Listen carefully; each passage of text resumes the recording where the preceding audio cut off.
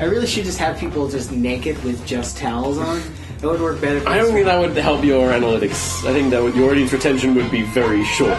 It's adorable that you think I look at analytics. I do whatever I want. Hello, everyone. I'm Timmy Kish. Welcome to Talkin' BOUT. Today, I am joined by the wonderful ElliotExplicit, the wonderful TomSka, and the stand-in for Dom, my favorite punching bag, is Tim H. X-Men came out. We're not doing that. Warcraft came out. We're not doing that either. Tom, why don't you tell them what movie we're doing right now? Fucking Flubber. Flubber! So yeah, we watched Flubber. Flubber is a 1997 live-action Disney film starring Robin Williams and Marcia Homosexual Harding. So the last time you saw the movie was... When I was a kid. When I was like at least maybe like 5. And I only remember like a few key scenes. Yes. But other than that, yeah, this is my first time watching it. Pretty much. Welcome back to the club. Welcome back to reality. This is very important. Tom, when was the last time you watched Flubber? It's embarrassingly recent, isn't it? About 5 minutes before I tweeted at you saying we need to do a video about Flubber. It's universally just regarded as like I watched this movie like years ago and then it was like lovely. And that's the mindset I went into watching this movie with. And I came away realizing... Oh, that's not a movie that we just watched. No. Flubber is a collection of scenes. It's a slideshow. I think scenes is a kindness. Tim H. is a Flubber virgin. I lost my Flubber virginity today. I have seen hentai. What were your thoughts for the first viewing of Flubber? I feel like it just... Everything about it is its time period. What the movie pays attention to, what it doesn't pay attention to, the sort of the characterization, the way it's shot, like everything about it is like, oh, back in the day I get why this would get made. Yep. Like nowadays you couldn't make this. There's literally a scene where Flubber goes in a man's mouth, goes through his whole digestive system, and fires out of his anus. And there must be like a point where they got a practical effect and make like gunshot come out of his arm. Yeah. I mean, it's been a bit of a theme for me this week because recently I also rewatched like another like 90s movie, which was the original Ace Ventura, and that holds up a lot better, with the exception of like the sort of trans ending, like with what it's saying. Yeah. Like, but like in terms of like plot progression, even the comedy itself, like it holds up pretty well. Like, and it's funny because both of them are like, we're going to get a really comedic actor, give them a sort of outline, and then let them chew the scenery. I don't really see a lot of comedic actor character vehicles like that anymore. I can't think of the last one that I saw. Adam Sandler probably still does them. Sort of. He's dragging along on these Netflix movies. They're absolutely... Yeah. Flubber. This is about Flubber. Let's not talk about Sandler. There's so much I want to talk about. There's so because I'm so hard on movies. You know, I'll watch a movie and I'll be looking for anything to tear it down on. You said hard on movies. But with this movie, it's a new level of like, fuck. This is the worst thing. I mean, it's not the worst movie I've ever seen, because the worst movie I've ever seen is obviously Meet the Spartans. Wait. Meet the Spartans is the worst movie you've ever seen. It's the worst movie I've ever seen. I kept the ticket stub. It's the only ticket stub I still have. This was Robin Williams' first movie that he did with Disney since Aladdin. So he had a falling out with Aladdin, with the current head of Disney's films at the time. Because of this conflict, because Steven Spielberg was originally slated to do this movie. Because Rob Williams was not having it with Disney at the time, they lost Steven. But then John Hughes comes on, and by that time, 4 or 5 years later, Rob Williams has calmed down. This is really a very CGI-heavy movie. Can you imagine them doing this earlier than 1997? Yeah, honestly, it would have been fine. Because they wouldn't have made it about Flubber, because that's not what the movie should be about. Yeah. And that is the most important thing about this movie. There is no need for Flubber in this movie. And even the movie knows this, because they have to shoehorn in a scene that serves no narrative reason. Which is just where Flubber dances for some fucking reason. Without that scene, you would only see Flubber at the first 10 minutes of the movie, and then in the last 5 minutes of the movie, and you wouldn't really see it again. I'm getting shades of Kangaroo Jack. You remember the marketing for Kangaroo Jack, where it's it's a talking kangaroo movie, and you get in there, it's just Anthony Anderson and the other guy, plotting a really poor heist. It's like a PG heist film. I love Hollywood movies that have super misleading marketing. Sky Captain in the World of Tomorrow. You remember Angelina Jolie was marketed as the star of that movie, in it for 30 seconds. Well, Godzilla as well. Like Bryan Cranston. Yeah. You guys seen Breaking Bad? Bryan Cranston. He's coming back, right? Oh no, he's back. He died in the ambulance. The dance sequence, like we were all saying, it's funny because in a way it sort of it shows how the movie gets like drama 101 kind of wrong, because it really is just checking in on that character because there's no stakes attached to the scene. Like, it's not like, oh no, his wife is going to come home and see that Flubber's made a mess. Oh no, Child Protective Services. Like, now I'm imagining if it was Spielberg, that would be a kid. Like, right? That would be like, and it's like one of those things where it's like, but it's literally just a scene of Flubber dancing, completely inconsequential to any of the ongoing stakes in the movie. But they're so proud of this scene that in the opening credits, it's like music, Flubber Mambo by Danny Elfman, followed by music by Danny Elfman. Like, it should be mentioned, Flubber is a remake of a 1961 movie called The Absent-Minded Professor. But then for some reason he stops being absent-minded and it becomes about goo with attitude. No, it doesn't even really. It's the movie starts with the absent-minded professor, and he has this little robot called Weeaboo or whatever. I don't think it's called Weeaboo. This robot is called Weeaboo now. Weeaboo is trying to prevent him from remembering his wedding. Why is she doing that? Because she's in love with him. Yeah. Seemingly. So, okay, right off the bat, let's point this out. He has a fucking robot. Like, he has a flying, this is very important, that is sentient, that is in love with him. If you invented a robot that fell in love with you, would you consider creating artificial intelligence that feels the very human emotion of love, or a bouncing goo with attitude as your greatest gift? Yeah, he's got priority issues, doesn't he? Like, what? Why was that just a thing? Like, why was that? The only really reason she belongs there is for that plot of, like, disturbing the romance plot. So The romance plot. The next scene in the film is his fiancée reminding him that, like, oh, this is our third attempt at this wedding, don't screw up again. Fool me once, shame on you. Fool me twice, shame on me. But fool me thrice, shame on you again, I guess. I just don't understand these people. Why? Why would you continuously try to marry this guy? What is good about this guy? And if you're going with the idea that, like, she accepts him for who he is, like, then it's exactly what we said at one point during the movie, which is, surely she'd just send people to the house to remind him, because I know he'll forget. Like, that's like what her... keep in mind, he sets off a bomb. Like, his house explodes. Like, you see his hot water heater in the front yard. You think if they'd send somebody, they'd go, what happened? This is a perfect excuse to not show up to a wedding because you're dead. Because your house exploded. I keep jumping back to it and thinking, dramatically, just make it the first wedding.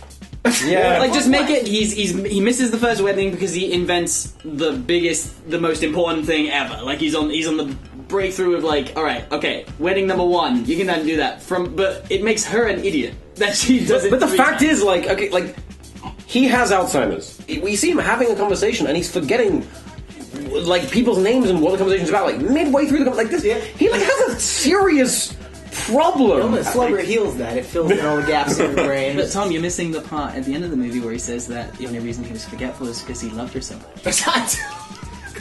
We're skipping ahead. So he's forgetting shit, and he doesn't. Of course, he doesn't show up to the wedding. She cries a single tear, like that Native American in that PSA where he finds litter on the ground. We have skipped something. What did we skipped miss? The introduction of the villain ? Because there's 3 villains in this movie, kind of. Right. But literally, this guy says at the beginning, "I'm the villain." Yeah, he walks in. So he walks in like 10 minutes into the movie. The villain walks in. He's like, I am your old partner. I am a rival from your rival school that is your rival school, and I'm your rival." And he just says, like, "Oh, I love stealing your ideas, and now I'm here to steal your bitch." Yeah, that sounds like a summation, but that's what he actually That's said. like Literally what he said. So he's like at the wedding, and he's like, "Oh, he didn't show up. I'm gonna fuck you, bitch."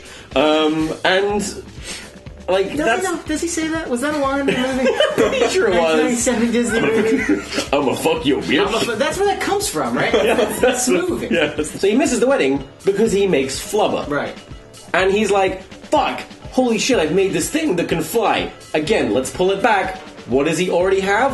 A fucking robot that can fly. That can fly, like this, yeah. that is also artificially intelligent. Right, and he converts it to a crystalline substance that can burn as a fuel. But we've established that Flubber is a sentient being. So he's taking things with a consciousness and crushing their bodies to make them fuel.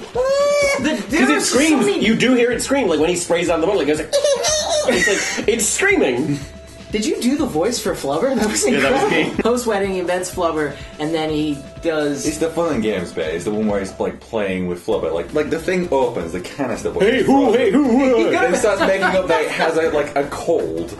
And then like starts going, oh, this is a new thing. He's like, has life. He confirms alive. He confirms that it has life, and his next decision is to stretch it. See if I can tear it See if he can break it, and he can. Yeah, because then he really does. Bits and juggles them. And then like kicks it. Will Wheaton said they did the scene by the script, like after one take, and once they had it, they let Robert Williams do the entire, like improvise the entire scene. Which scene was this? Every scene. Every scene. Apparently, And then none of it got in the movie anyway. Oh. And then he's like, yeah, we could have made a whole different movie, but we didn't. It's like they're just like, okay, Robin, you do your thing. Like, yeah, it's totally rolling, Robin. It's totally filming. yeah, that's very like Very just little Robin Williams-esque stuff. Like, everything is very... Well, first of all, everyone gets hit in every scene in this movie. Because there's no jokes. Because everyone just gets bonked on the head. There is a very hollow, like, bongo, empty wooden canister noise. So Robin Williams goes to his fiancée to be like, oh, I've invented Flubber, this thing that can fly. We're going to use this to sell. We're going to sell this. We're going to make money for the school. It's all going to be fine. Please don't leave me. Again, he has made this robot that can fly. But there's a whole scene where he's like excitedly talking to his flying robot about how he's made this thing that can fly. He's like, I can make a thing fly! Flying robot I made? He's like setting up for the Matrix where he's just like, robot, your feelings are illegitimate. This is like, love is a human emotion, you silly piece of shit. Now go make me toast and breakfast and do everything for me, slave.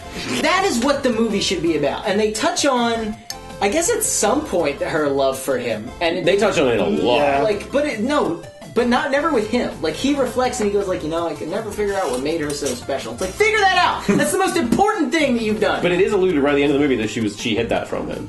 She like hid all her design schematics from him. But he knows what he made her! Find that out! There's the implication that Robin Williams has ascended to godhood by creating life! yeah, like And he gets married in a church! oh yeah. We meet the villains now. We meet the mob bosses. The mob boss, and we meet his son, and his son is like, man, Dad, I was supposed to go to college, but this professor flunked me in chemistry.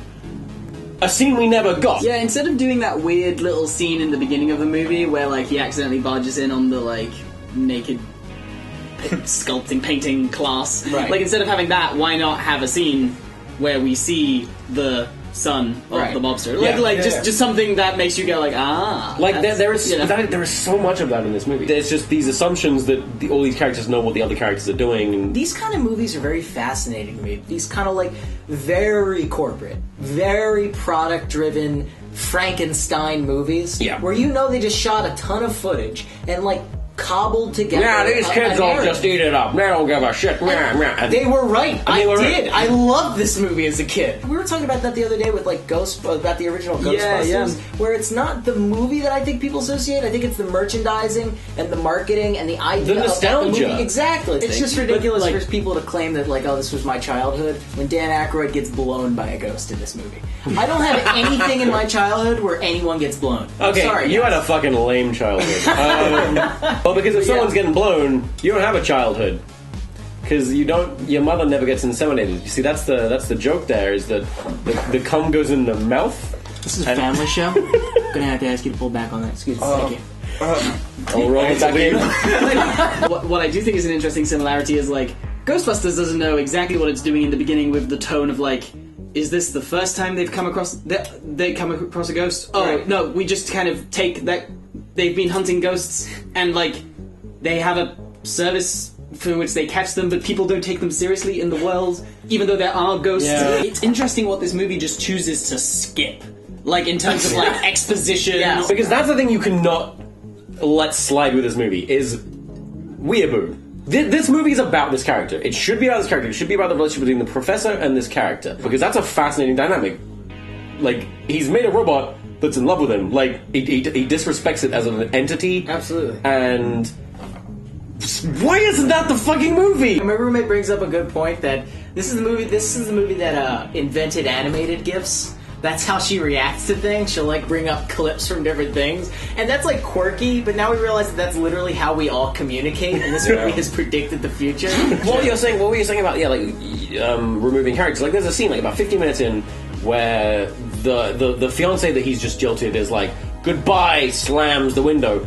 That character could have just left at that point, and it would be like, okay, that's fine. Like, we've now learned about this character, like, and then we could have made the movie about fucking Flubber. But now the movie is about Flubber, but it's also about him trying to save the school, but it's also about him trying to win his Woms back. Yeah. So there's a lot fucking going on. Yeah. I thought this was a family show. When you watch this movie and you think about it historically, a lot of stuff makes sense. The mob boss's henchmen, which are these two long trench coat wearing goofballs that keep getting foiled with fucking bowling balls. And it's like, oh, so these are the characters from the movie that came out like 7 years and 5 years ago from Home Alone. Well, it makes them the mask in the dance. Yeah, there's a big mask dancing.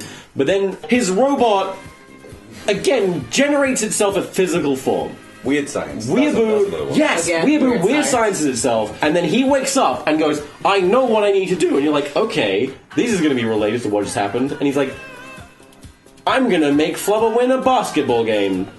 Because what happened the year earlier? Space Jam. Fuck, you're because so right. you've got to have a basketball scene now.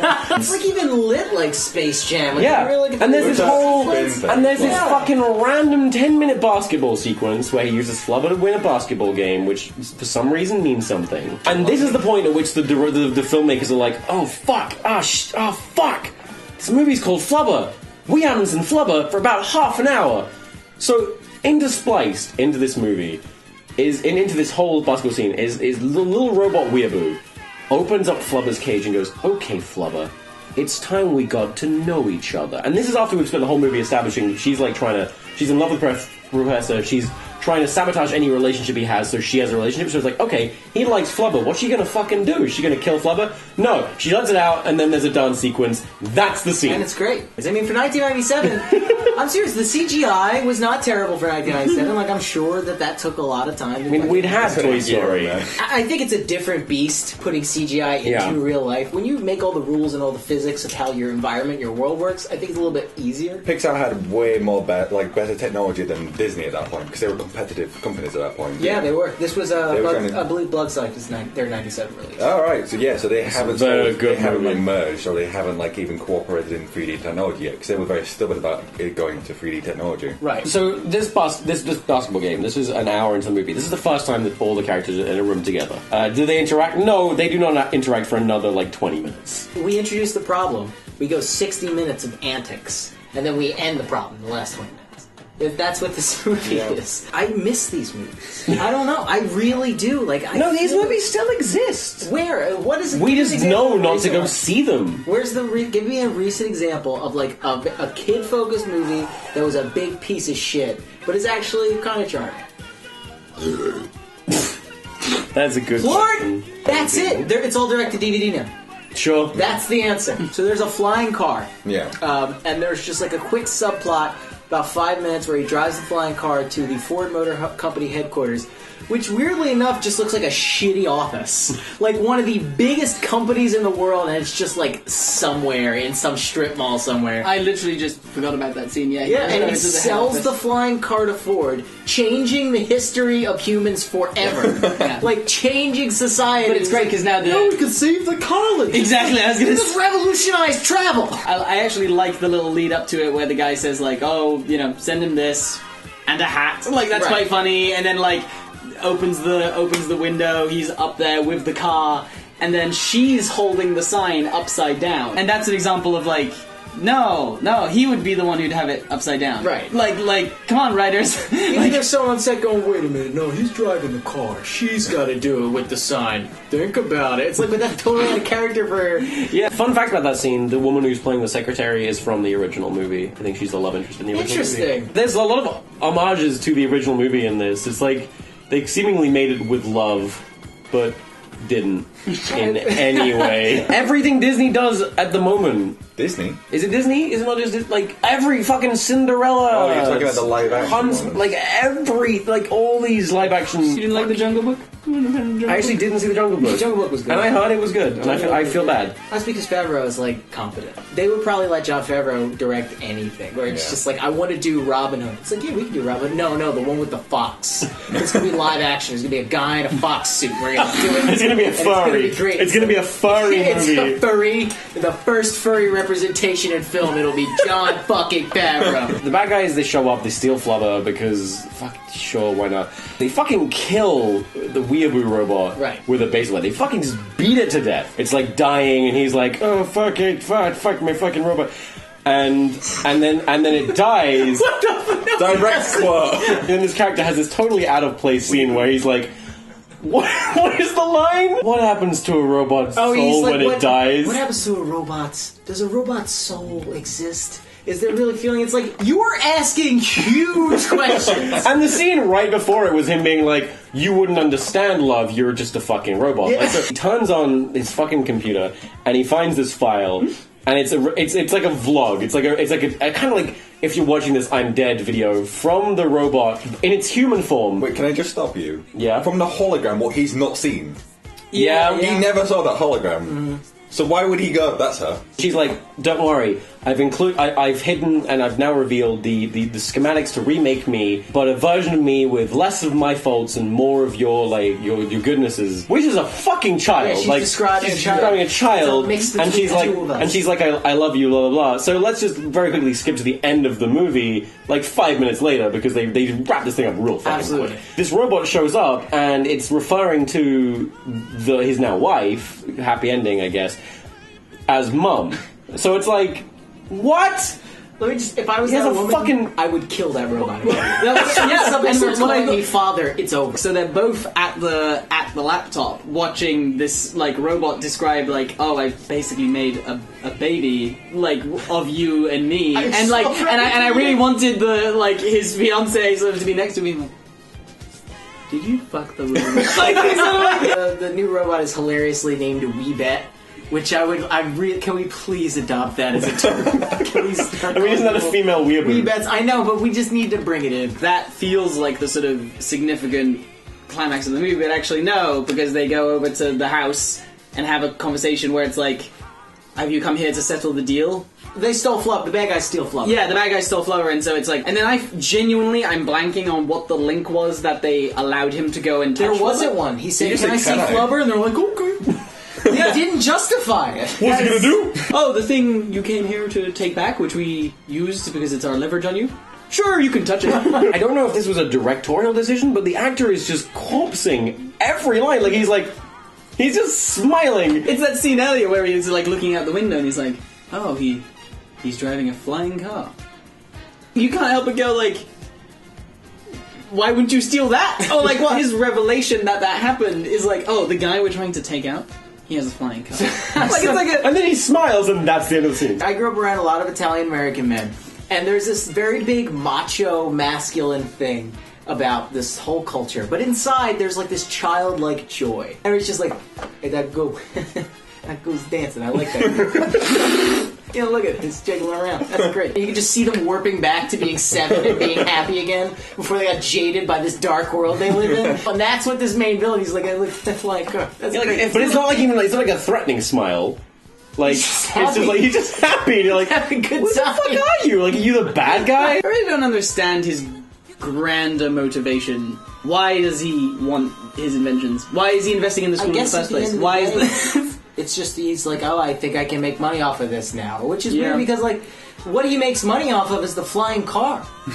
So Yeah. Flubber doesn't even matter. It's just like I guess that was the thing that Yeah, like, powered. I thought for the movie, I thought. He made that assumption.